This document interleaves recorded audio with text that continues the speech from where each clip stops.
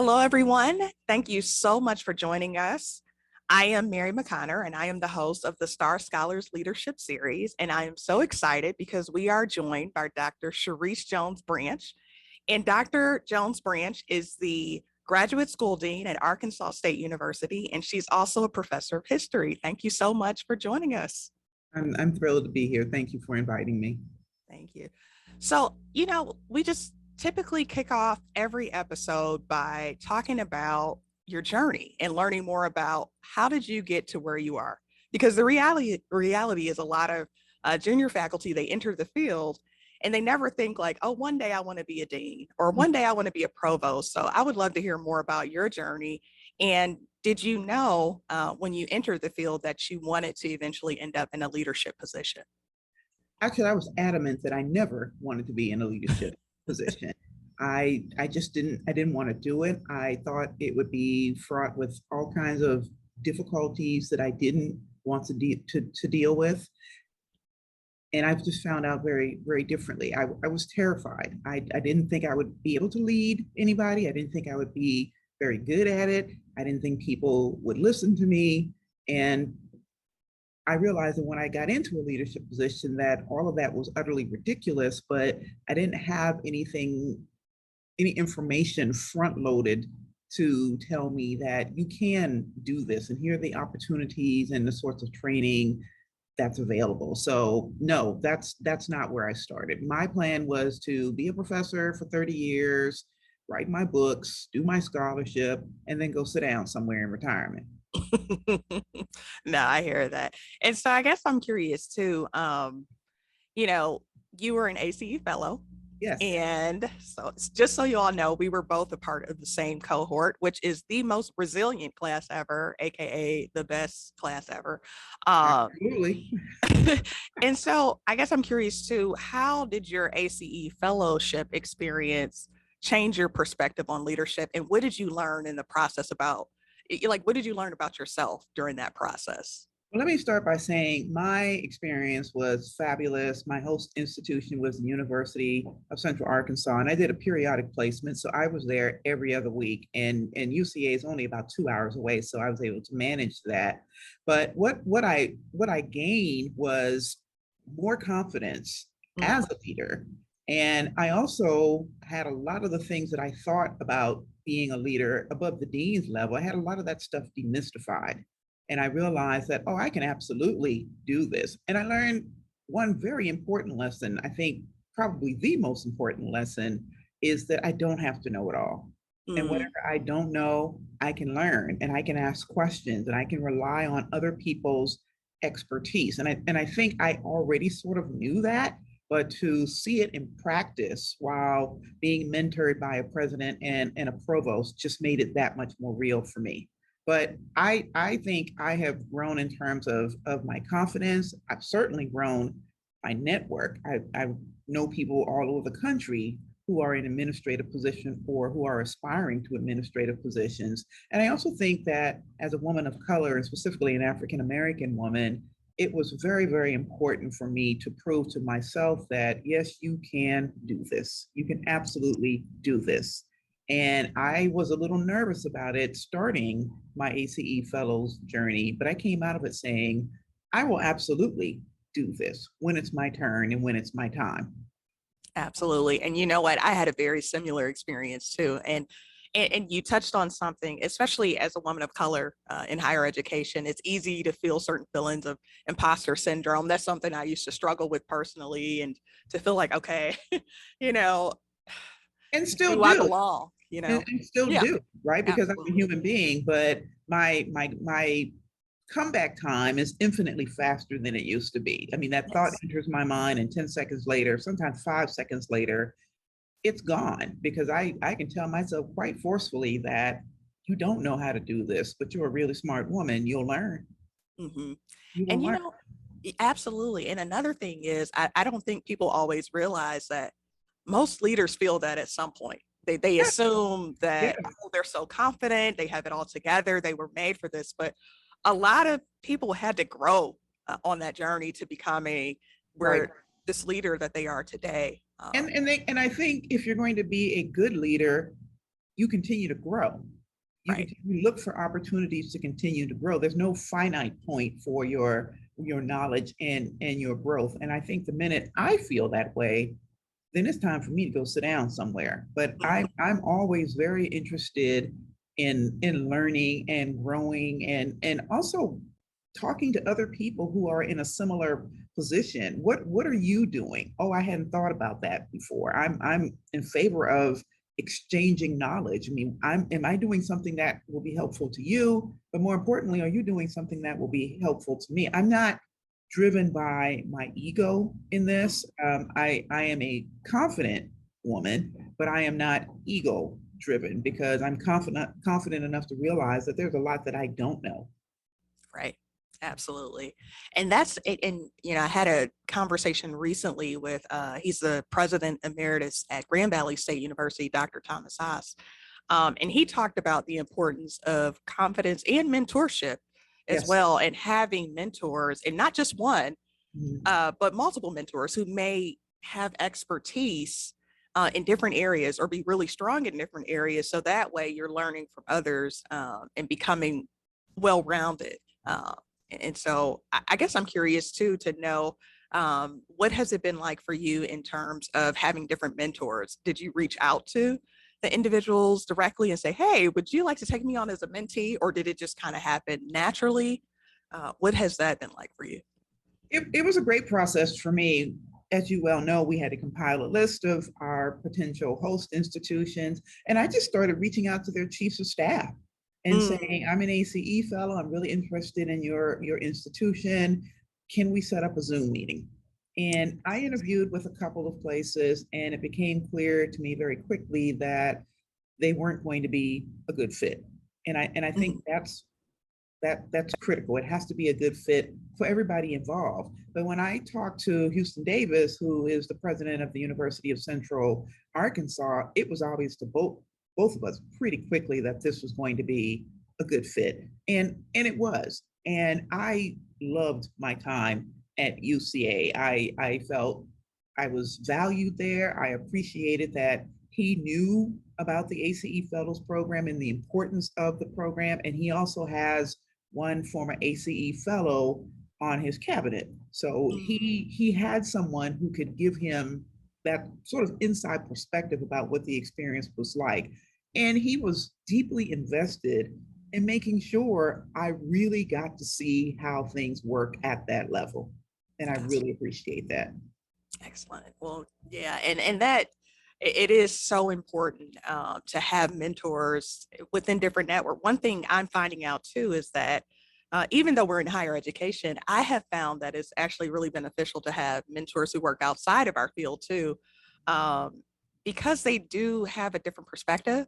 And I Yes. think it's really easy to look at different issues solely with the higher ed lens. Yes. But when you look at it from a different lens, you look at it from more of a business aspect. And I found that to be really beneficial too. And I guess I'm curious, like, have you had any mentors or partnerships with different industries or different organizations that you have found to be beneficial and helpful for you in your role?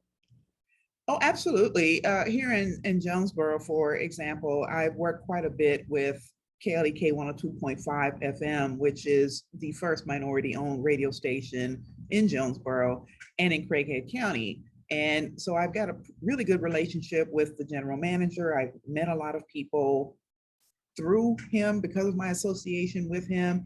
And it's really given me some insight into how people view Arkansas State University. And not just as an institution or a place to potentially send their children, but in terms of what the institution means to the city of Jonesboro, to businesses here in Jonesboro, what it means to try to recruit people to come to Arkansas State University as faculty, as staff, as students. I think I've gotten a really good perspective outside of the institution that has really helped me think about how this institution is situated in the city. So Mm. those connections are really important. I think it's also important to have connections and mentorship from people in the community. they see you situated in certain ways, and it's interesting and I think important to know how they see you, and if how they see you is helpful, useful, something you need to think about. And I'm not suggesting that you overhaul your personality or anything like that, but how are you best serving communities inside and outside of the community? Mhm. Absolutely. Community engagement is so important. And that's definitely an aspect that can't be overlooked because although, a lot of times in our roles, we do work mostly internally, we do have a lot of engagement with various external constituents too. And so that's such an important aspect of what we do as leaders in this field. So yeah, no, Yes, yes. And you're right. When you're in the community, they see you as a representative of the university. correct. When I'm shopping in Walmart or in TJ Maxx, which is where I really love to shop, people know who you are. Mhm. They see you as a representative of the institution. And that's even more true when you're a woman of color and there are few of you in certain kinds of positions at the institution. Yeah, So you absolutely. become aware of your hyper visibility. Mhm. Yeah.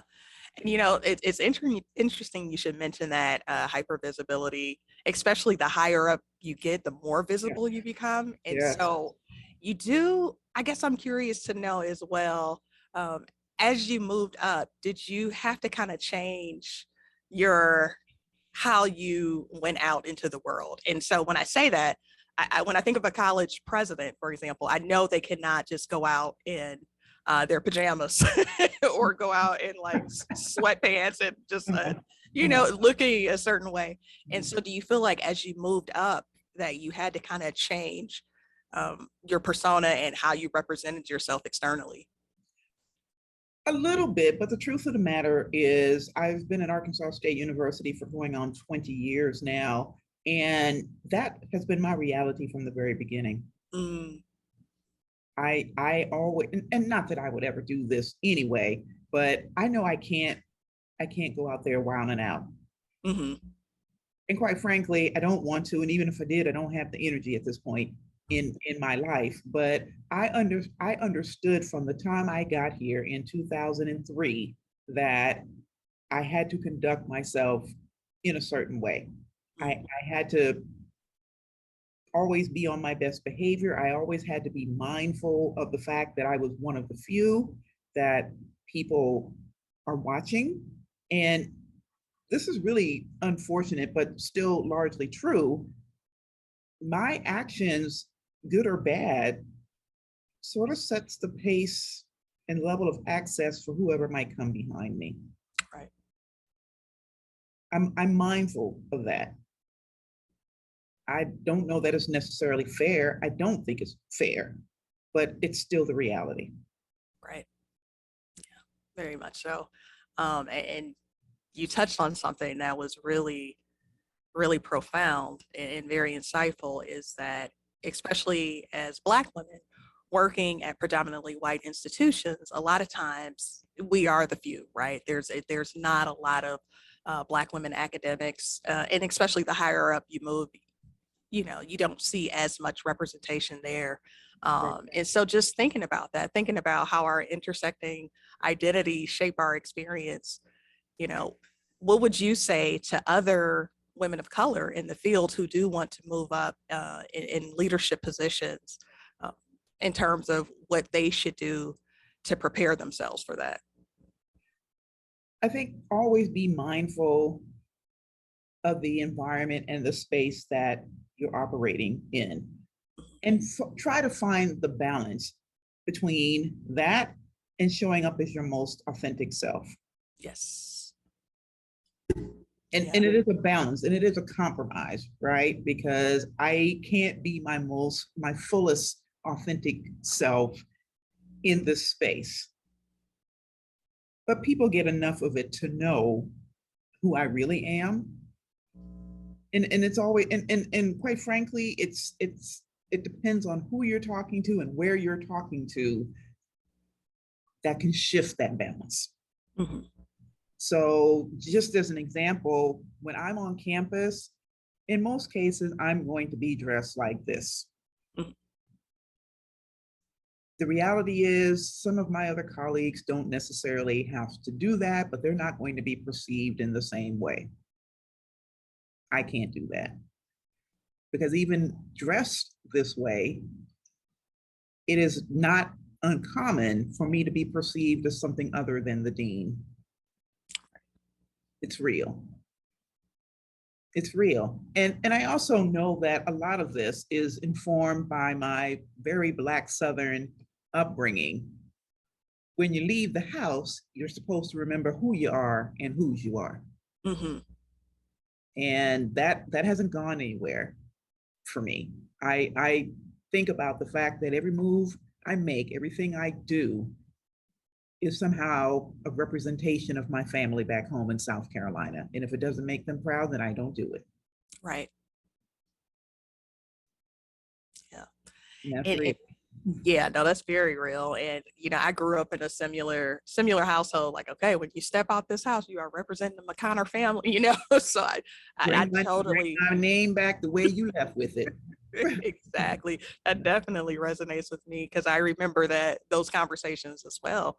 And Yes. it does feel like we do have to be even more mindful of certain things. Like, okay, we can't misrepresent ourselves. We can't do this. It can But be absolutely burdensome at it times. can be burdensome. It can Yes. be. Yeah. But at the same time, I am grateful for those lessons because I do feel like it prepared me for the world. And I'm sure it prepared you Oh, in a lot of absolutely. ways. Yeah.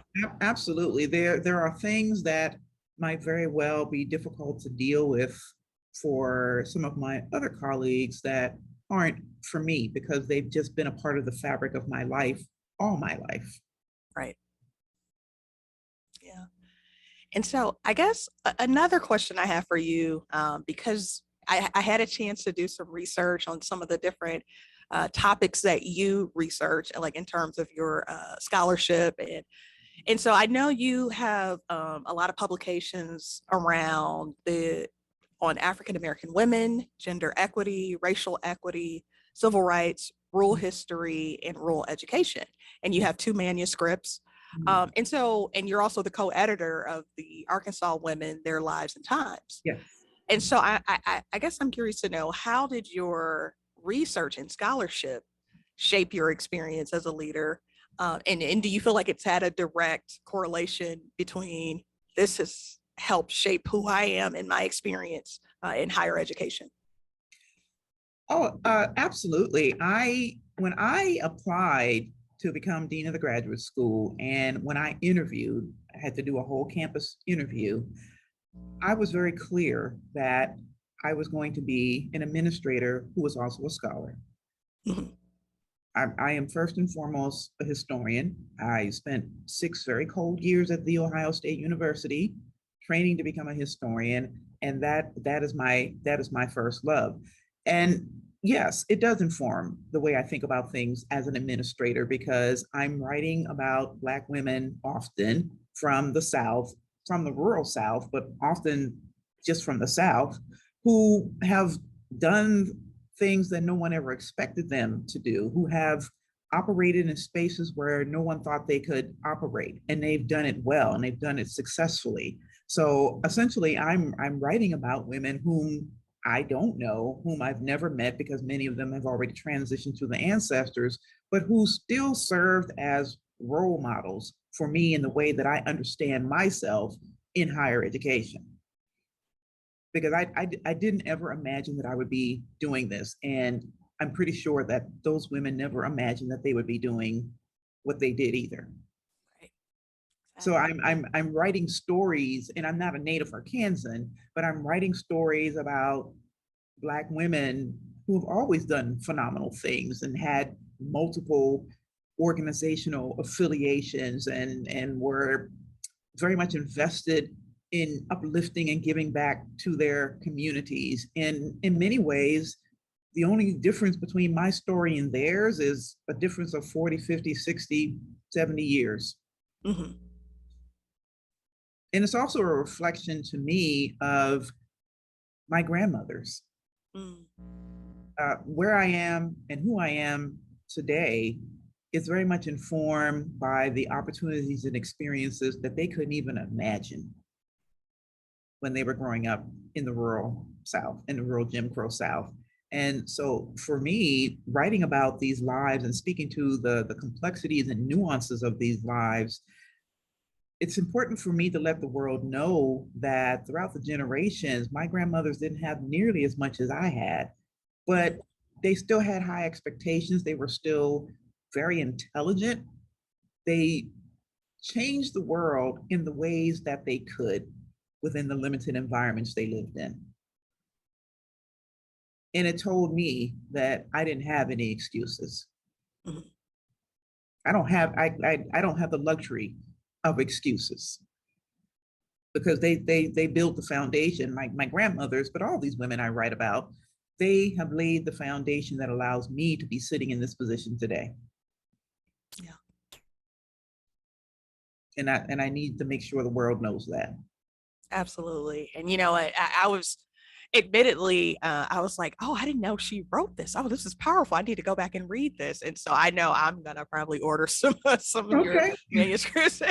But no, it's so necessary. And I was really impressed when I started looking over some of the different research areas that you focus on. And just so you know, the Star Scholars Network, it's mostly scholars and researchers, and so I think it's really important to talk about research too and how that shapes who we are and our experiences, which is why I was um, really happy to see some of the work you've done and looking forward to hearing about your experience when it comes to your research and how that has shaped your experience as a professional in the field. Yeah. Well, I love what I do as a historian because I get to unearth the stories of people you would probably never hear about otherwise. Mhm.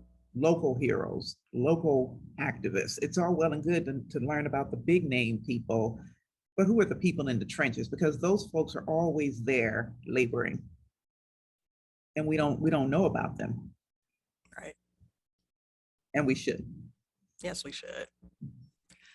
And so I'm curious when you first took on the position, because you're very passionate about your research and being a historian.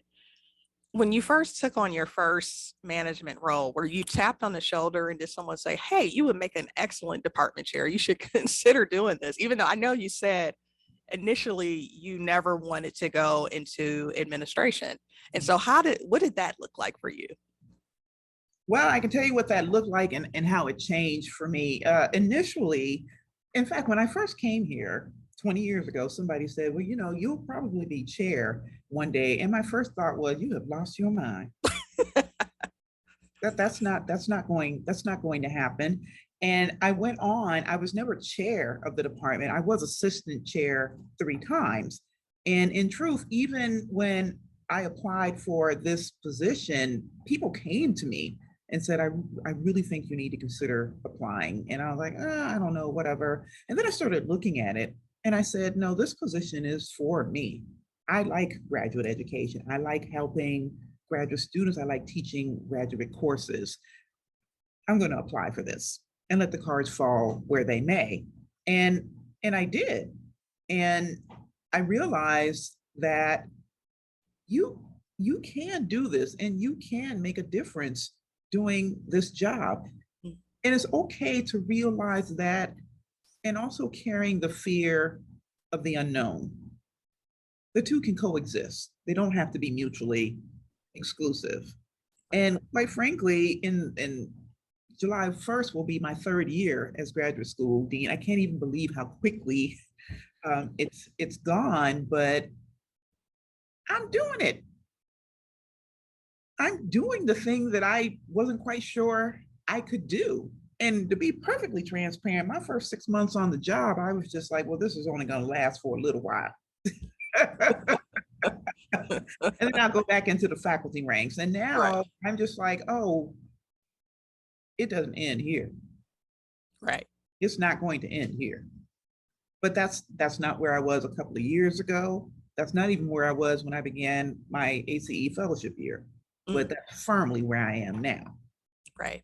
Mhm.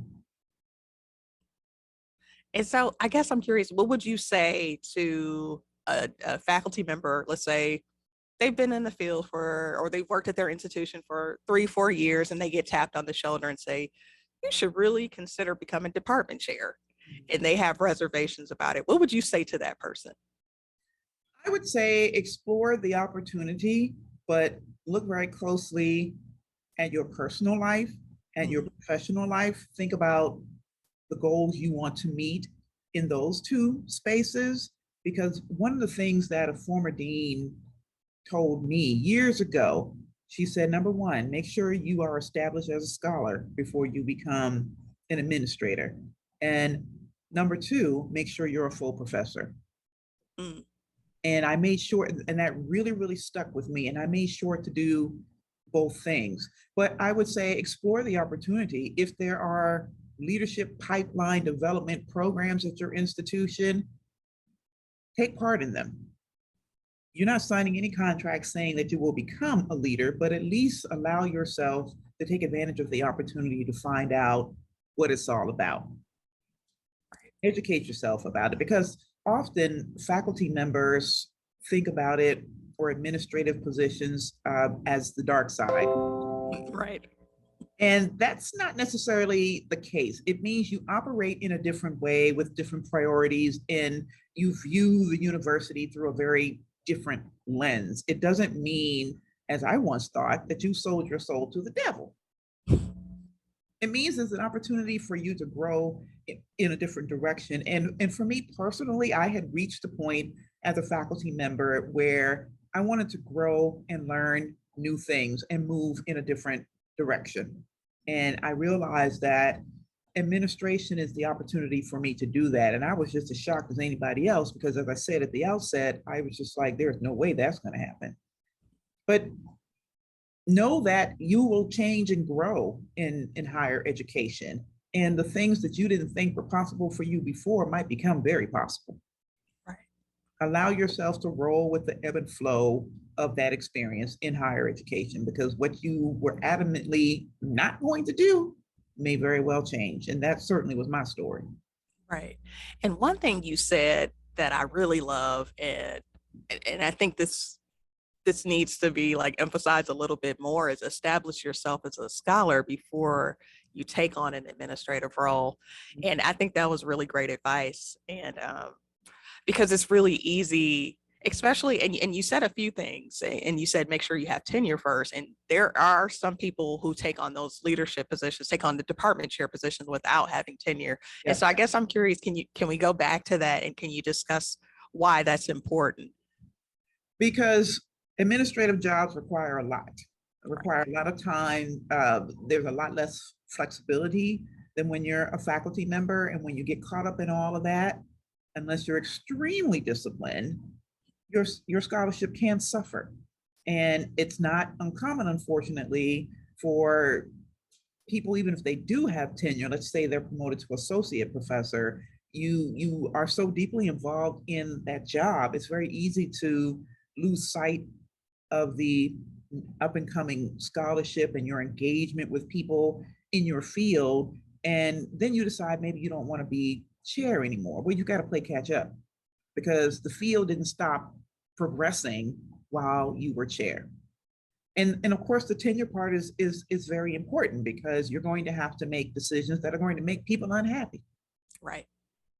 And so that's just an extra layer of protection, not if rather, when that happens, because you will have to do that, because you're not going to please everybody. And another point that I want to make about someone tapping you on the shoulder, be careful, because people who tell you you'll be great at so and so, make sure they're not setting you up. Mm, Because oftentimes the people who tell you you'll be great at X, Y, and Z are the ones who are in your office all the time. that's very interesting. Did Yeah, that happen to you by any chance, or is that common for most? it hasn't happened to me, because I was pretty adamant that I wasn't going to make any moves I wasn't ready to make. So my point is, don't allow people to push you into something you don't feel like you're ready for. And on the other side of that, sometimes you have to take the leap whether you feel ready or not, and get ready during the process. Mm, But whatever decision you make sure it is in fact your decision, because it's your life. correct. Yeah. It's your life. And Absolutely. also, another thing that I think is absolutely critical as a leader is that you have got to have your self care practices firmly in place. Yes. It's not a joke. Yes, You got to absolutely. put it firmly in place. Yeah, and we talk about self-care a lot nowadays, and I'm happy that these conversations are taking place.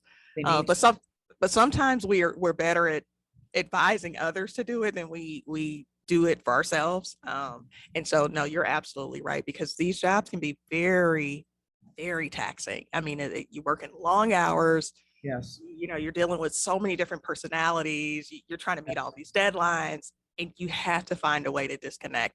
I know for me, I would just be like, all right, after a certain time, Cut if it it's off. not an emergency, I'm not checking the email. I'm Right. not responding to text messages. It can wait till tomorrow morning. And I think that is so, It can wait till tomorrow. That you're absolutely right. And yes, nothing is worth your life, your health, your sanity. Nothing is worth that. And again, it was incredibly important for me to have that firmly in hand before I became anybody's administrator. yes, It's critical, and it's absolutely a conversation that we need to be having more often. And I will ask people when people interview on campus for positions in upper administration, I'm the one who asks, what are your self-care practices? yes. I want to know what I want to know that you have some, because if you don't, then I'm concerned. Right. I'm There's concerned. burnout. Yeah, Yeah, yeah, absolutely. yeah. Yeah, no, I think that's so important. And I will say I have seen a shift. I think the great resignation has a lot to do with this. So not just higher ed, but like a lot Yeah, of yeah. employers, more and more employers are like, okay, we have these flexible schedules and take a day off. And so there has been this shift because people have made it known. Like, we want balance. We don't want to work 80 hours a week and we have to look out for ourselves. So I have thoroughly enjoyed watching people kind of stick up for themselves in a sense and say, like, we need this time for ourselves. We need to be able to regroup and spend time with our families and do Oh, just work stuff absolutely. outside of the workforce. And as a leader, don't just talk about it, be about it. Yeah. Hmm. You know, my staff knows that every once in a while I just take a wellness day. Yeah. They also know that I'm hyper religious about working out every day. Mm. That's going to happen. That's my 45 minutes to an hour, and it's going to happen. Usually sometime around 4 or 5 in the morning, sometimes in the evening. But the common theme here is that it's going to happen. It absolutely has to. Yeah, absolutely. And that is important too, that we model that as leaders. Like I said, it's easy for us to be like, oh, make sure you take a day off. And then we're still working like crazy. And so the expectation becomes like, well, she's still working. I need to still be responding to emails as well. But when we Sure. model that and say, okay, I'm taking this day off, I'm Mhm. going to leave early today, then it makes it okay for others to do it. They see it as this And is acceptable. it really is okay, isn't it? Because the work will get done. Right. The work always gets done. And I just firmly believe, and there's all kinds of evidence to back this up, that if you are deeply engaged in your self care practices, you can be more productive Yes. because you're not tired and irritable and going through all of these other changes because you've given your body and your mind and your soul, quite frankly, that opportunity to rest. And rest is critical. So when people say, well, I'm not doing anything but resting, rest is productive. Yes. It's Absolutely. productive. It's productive. We were designed, like, we are meant to rest. We We sleep are for a supposed reason. to rest. Yes.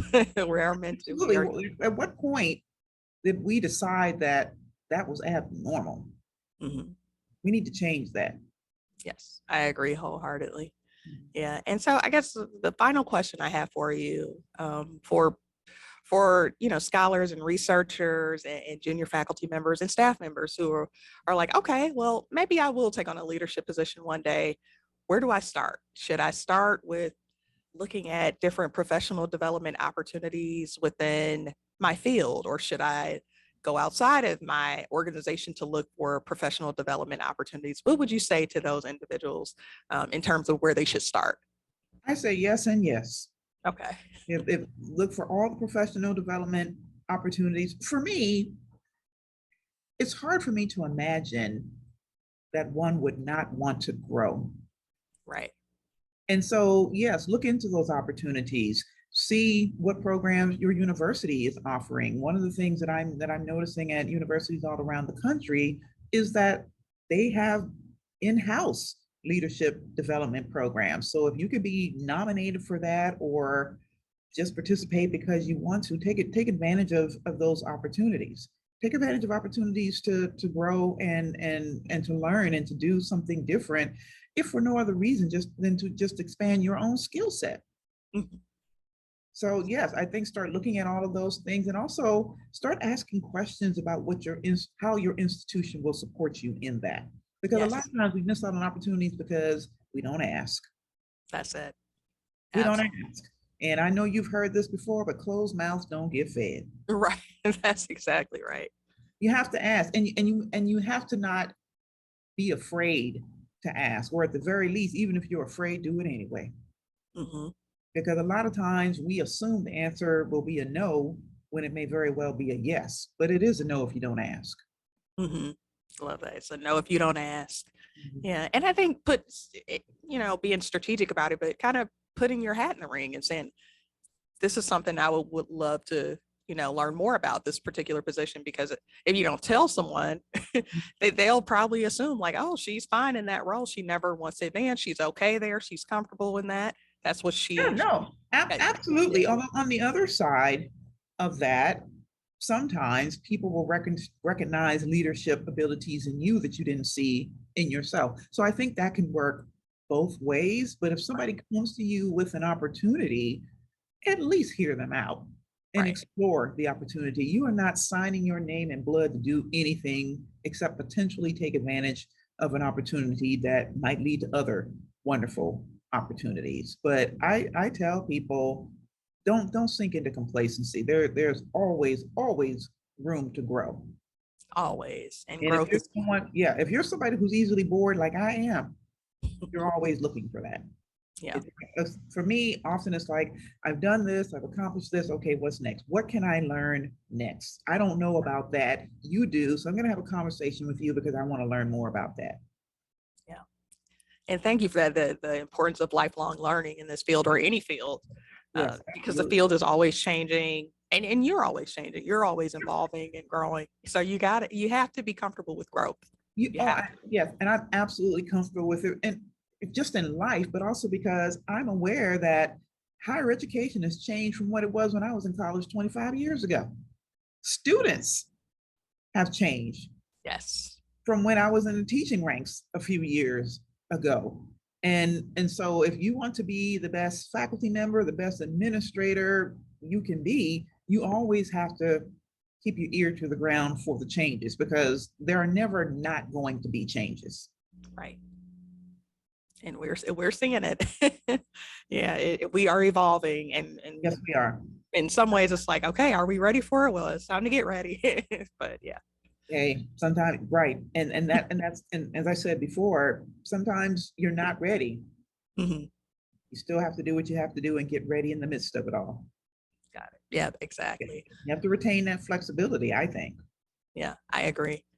Well, thank you so much for joining us today. We have learned so much from you. And, anytime there's an opportunity for me to you just talk with you, I'm always excited, like, oh, yeah, Cherisse, I love Cherisse. Oh, yes, So, and I would be thrilled to do that. And again, thank you so much for inviting me. I'm always humbled when people ask me to talk to them or with them about things. People always say, I know you're very busy, but no, this is part of my service as well. So I'm not too busy to do this. I'm honored to be asked. well, thank you. And we appreciate you for joining us today. And thank you to all our listeners and audience members. And if you have any questions for Dr. Jones Branch, feel free to email me and I can send the questions directly to Dr. Jones Branch. And thank you again. And we look forward to seeing you next month for our next episode.